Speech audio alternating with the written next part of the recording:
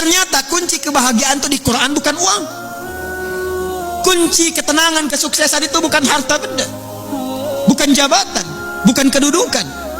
Bahkan tidak sedikit orang yang telah mendapatkan kedudukan, bahkan tinggi kedudukannya, masih ingin menambah karena belum merasakan ketenangan dan kenyamanan.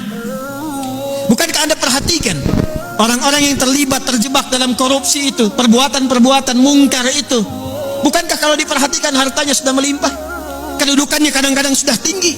Apa yang menyebabkan mereka bersikap demikian? Karena ada satu bagian dalam kehidupan yang belum dirasakan kenikmatannya. Kata Allah, kunci untuk meraihnya adalah takwa. Anda yang ingin mendapatkan tambahan pengetahuan yang sekarang tengah belajar, pelajarkah, mahasiswakah, ternyata kuncinya bukan sekedar bakat kepintaran.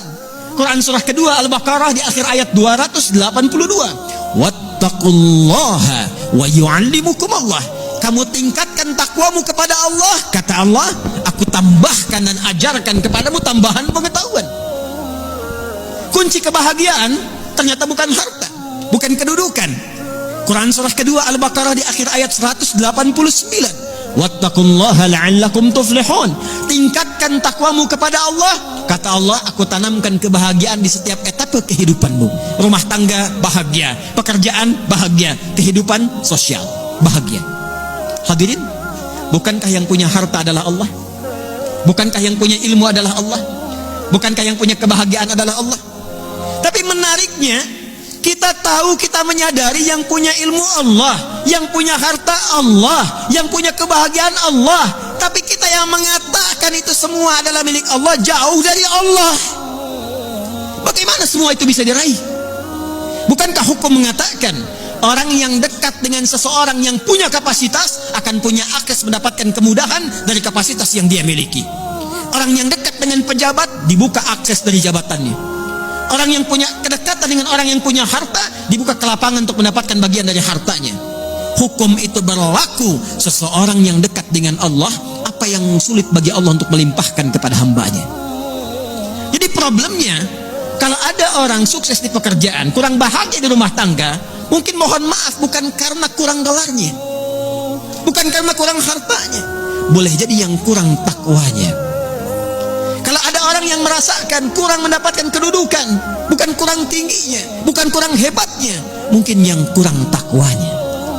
Kalau ada yang merasakan ini utang piutang kenapa belum lunas juga, ini kesulitan kenapa seringkali ada di hadapan, mungkin yang kurang hebat, yang dituntut dari Anda bukan kehebatan ikhtiarnya, bukan ilmunya, bukan tenaganya, barangkali yang kurang takwanya.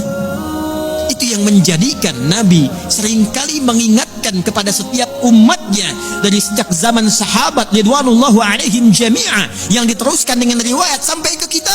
Tidak sedikit kalimat Nabi yang pertama disampaikan nasihatnya, takwa.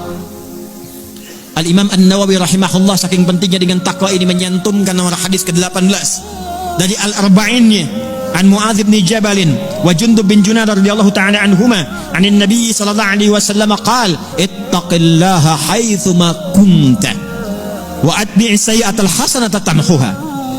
Bahkan kata Nabi, kalau Anda ingin jadi orang baik, orang hebat, orang yang mudah didambakan di setiap keadaan, bertakwalah kepada Allah. Ketika takwanya meningkat, keburukannya Allah tutupi, kebaikannya nampak. Siapa yang tidak senang dengan orang baik?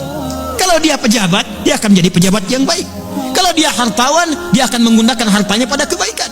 Kalau dia ilmuwan, dia akan kreasikan ilmunya pada kemaslahatan.